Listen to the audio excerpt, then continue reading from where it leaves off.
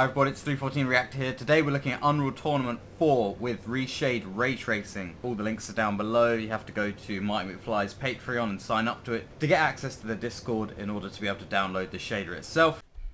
Alright, so let's just quickly go over the installation procedure. Pretty much standard. You just need to navigate to the Epic Games folder, Unreal Tournament, Engine folder, Binaries folder, Win64.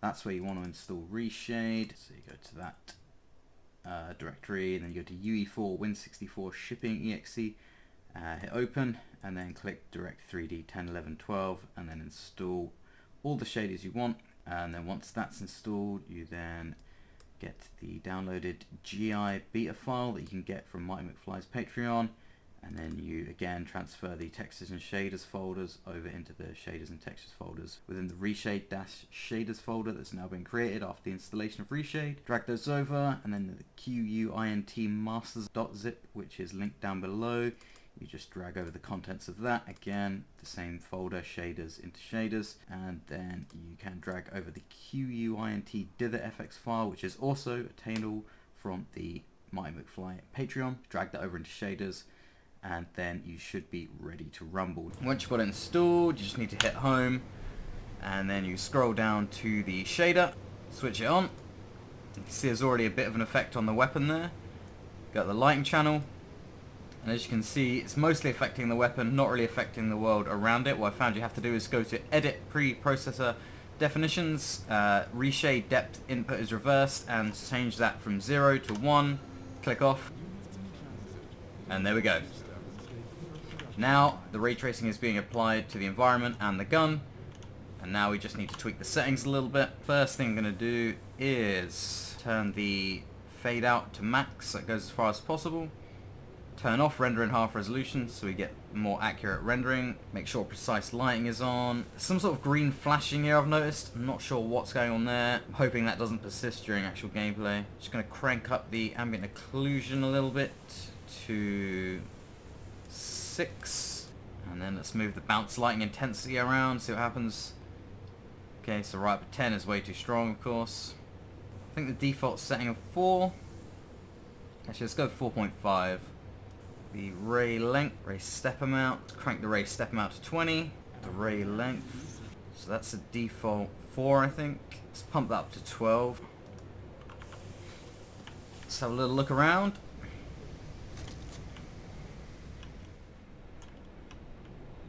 That looks pretty good to me. Alrighty, so here we are back in the normal lighting channel. There's one other thing we most likely need to do, and that is turn off as much of the in-game ambient occlusion as we can. So there we go, distant field ambient occlusion. I don't think that's going to get rid of all the ambient occlusion. Hopefully it gets rid of some, because obviously all the ambient occlusion now is going to be handled by the ray tracing algorithm. So this with the effect on, and then the effect off.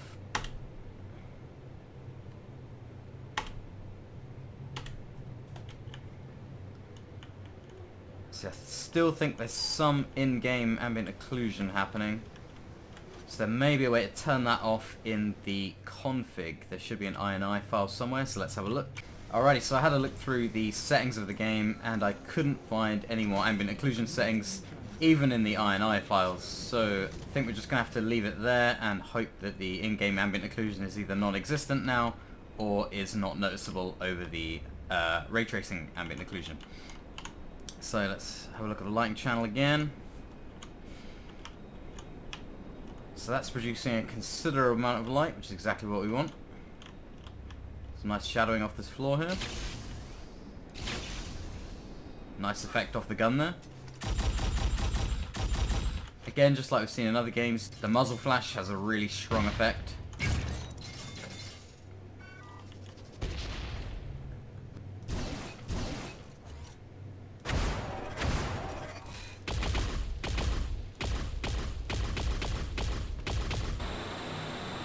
So that's producing quite a bit of light. Let's see if we can adjust that a bit with the ray length. Let's leave that at 20 for now. So that's with the RT on, and then switching it off.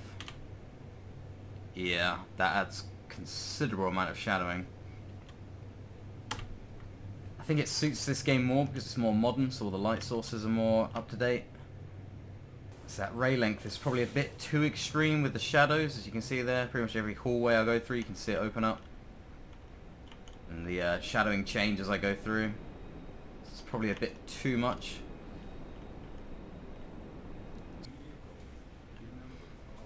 So let's get a good angle on this one. This is the effect on. And then we flick the effect off. Oh wow. Back on. Yeah, that's a lot of nice shadowing around that furnace. Oh, certainly in these areas here. And the overall glow of it itself.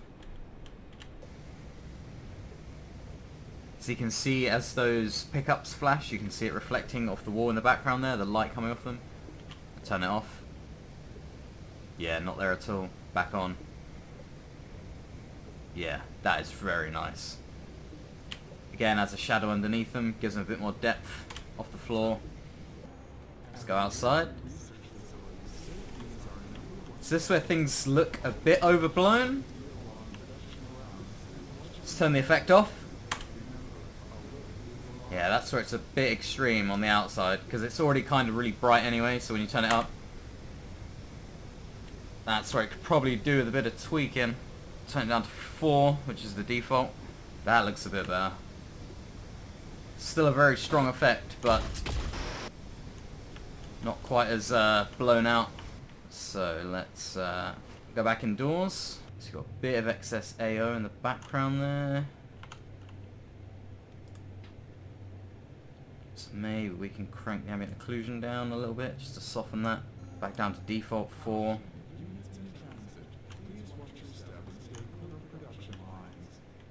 That still adds a lot of shadowing and colouring in, especially these spinning around. Now that's very nice. That's really nice. Let's check that out outside of the lighting channel. Oh wow! Okay, that's really nice. Unfortunately, it seems that certain areas seem to have this weird green flashing. I'm not sure what that's about. Hopefully it's not my GPU dying or something. But it only seems to happen in certain areas. So this is with the RT off. Then we turn the RT on. You can really see that lighting and shadowing as they spin around. That is probably the strongest effect I've seen of the RT yet in Reshade. Just turn the ray length back up to 20. Those lower ambient occlusion and bounce lighting intensity values, that seems to be a lot less extreme.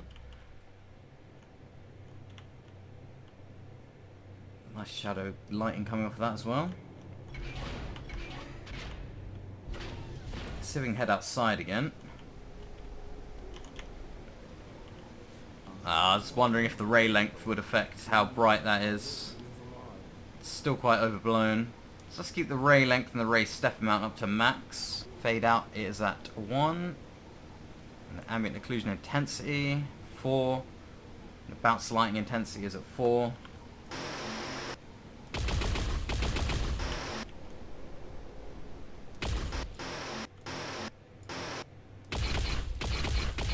The muzzle flash effect and the effect from the plasma as it hits the wall is a lot less in the brighter areas, which you'd expect. And when you go into the darker areas, it's much more impactful. So that works quite nicely. So I think those settings are pretty good. That's basically cranking the ray length and ray step amount to max, and then leaving everything else at default except the fade out end, which I've maxed out.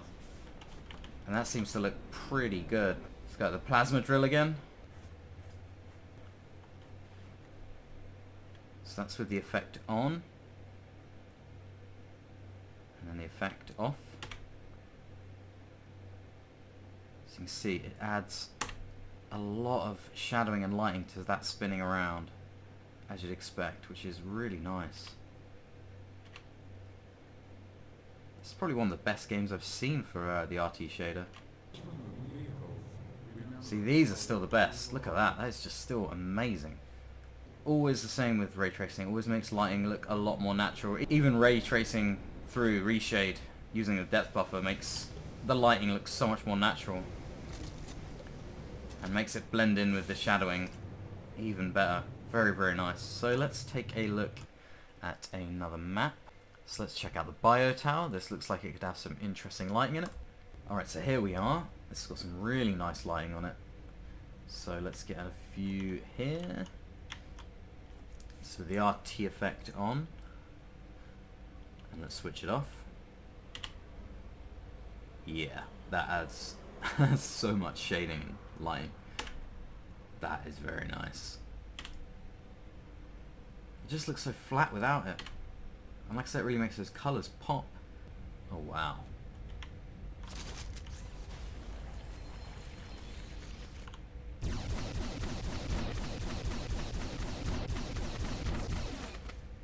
So you can see all the extra green glow and shadowing there.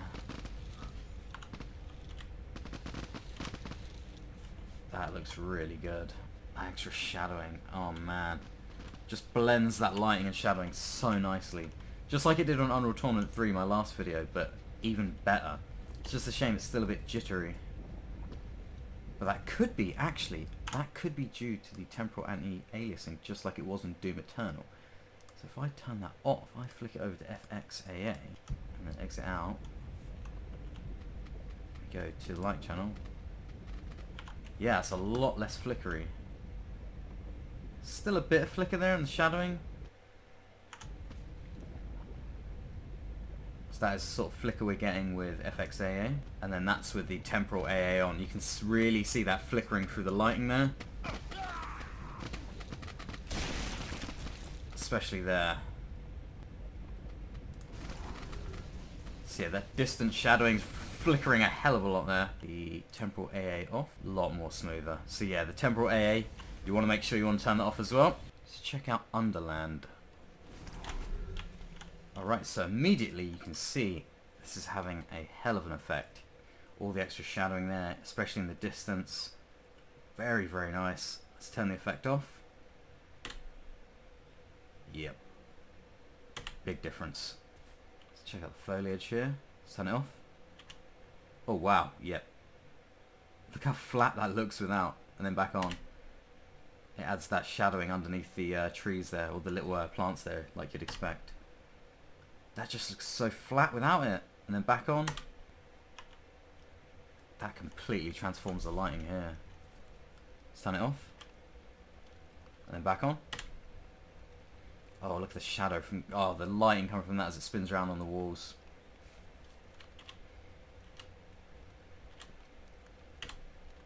Oh man, that looks really good. So we've got sort of indoor area with a glow and outdoor area with natural lighting. Just the effect on and the effect off. Whew.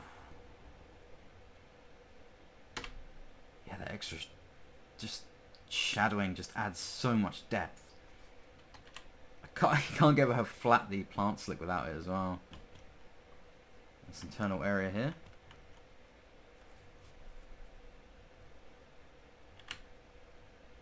Look how much better it makes those fire effects. You really get more of a sense that it's in a more enclosed area with the lighting as well, giving it that shadowing. Man, that is nice. Turn it off. And back on. Oh wow. Oh, this looks nice. Okay. So what we've got here is like the blending of the orange from the fire, the shadowing as it spins around, and the green light being emitted from it as well. Turn the effect off. And then back on. That is really nice. Check out the lighting channel. Now that is seamless. That is absurd how good that looks. RT on. And RT off. Yeah. Back on again.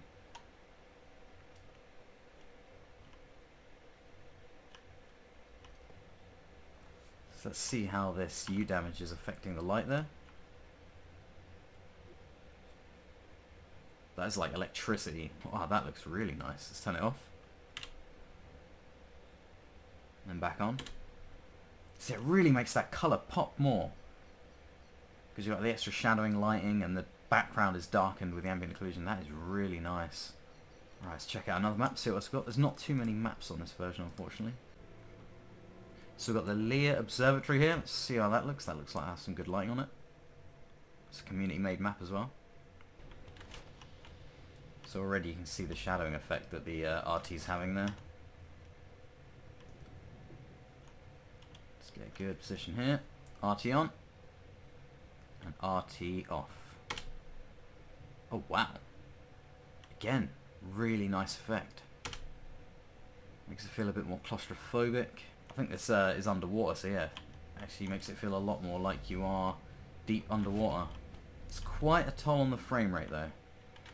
That's from a good 60 plus all the way down to what feels about 40 to 50. Let's turn the effect off and do that again. And then back on. See what's happening in the lighting channel with that. I think the engine handles the lighting pretty well anyway, but adding that in, yeah. Oh, that is really nice. That extra lighting shadowing effect. Subtle. Damn, it looks good. Probably one of the best, if not the best, implementation of the RTGI shader, and really complements the game as well. This is quite a small level, so I think we've seen pretty much most of that.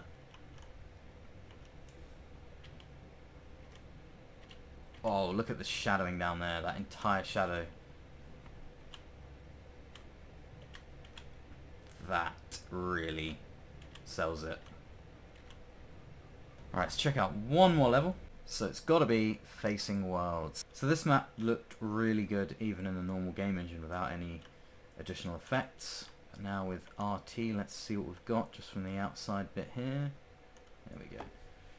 So with RT on, and then RT off.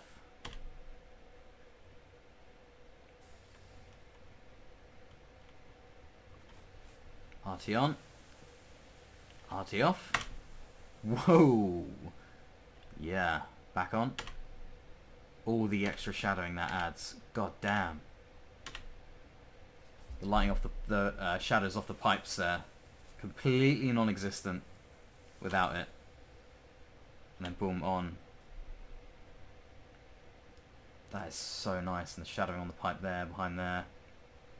This corner bit. The extra glow from these blue signs.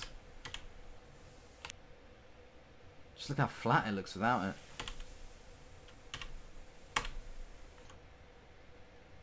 Of course, the Medipacks doing their usual thing, looking awesome. You've got the green and the blue lighting there. I did notice on the ground there, yeah, the grass. Turn the effect off. Super flat without it, and then back on. Shadowing. It looks so much more like real grass. This area looks really good. Just makes that lighting blend again. Lighting, shadowing, colour, all just blending a lot more, all popping a lot more. Got more of the red glow coming from those screens. Shadowing around the pipes again. Shadowing pretty much everywhere. Man, that looks good.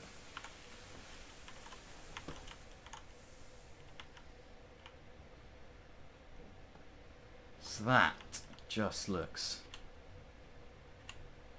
absolutely amazing. So I'm going to head back to the first map now that I've sorted the flickering issue with the anti-aliasing set to FXAA. Then I'm going to add a couple of extra effects in Reshade and see how good we can get the game to look. So let's do that now. So here we are back on Outpost 23, and I've added in a couple of effects on top of the RTGI. So you can see I've added in some depth of field there, which is probably a bit too strong for some people, but I quite like that. And I've also added in DLC sharpening, so you can tell the textures when I turn it off. Everything just looks a lot less sharp with it off, especially on the gun there. If you look at the texture, especially if you're in 4K, watching this video in 4K, you'll see the difference. Turn it back on, you can see all that extra detail there, especially in the scope.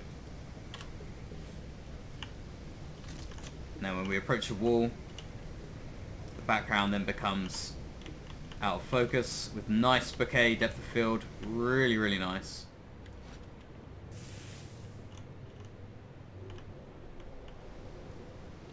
So we can get an extreme version of it here. So we look at that. I think that looks really cool.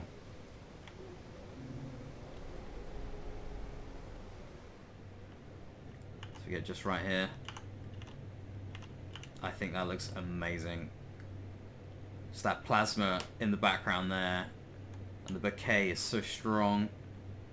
And all the lighting as well from the RT. That just looks gorgeous.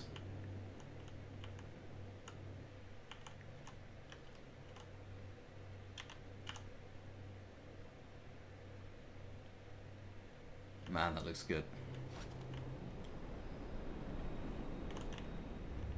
Back to the old furnace. So we get that out of focus. Look at that bokeh effect from the particles coming from the furnace there, and the lighting glowing.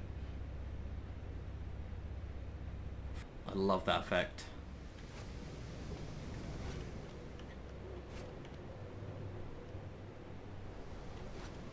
So I mean, there's not a lot else you can really add because it's quite a relatively new game.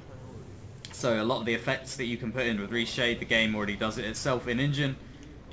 But it's good just to add in the strong depth of field there, obviously the RT, and then the sharpening as well, just to bring those textures up and make everything look a lot more neat and less blurry. Oh, I really love that effect. Those particles look so nice with bokeh on them. That is so good. So that was Unreal Tournament 4 with Marty McFly's ray tracing in Reshade and depth of field effects added and DLC sharpening added at the end there. Please let me know what you think. Just makes me wish they would start up dev on Unreal Tournament 4 again, or just make a whole new game, or just do a remake of Unreal Tournament 99 and add in ray tracing and all these cool effects. Hardware accelerated ray tracing would look absolutely amazing with Unreal Engine 4. Thanks for watching. I hope you're all staying safe. Stick around for more videos on tech and video games. Got a project on the way, so keep an eye out for that. And I'll see you in the next video.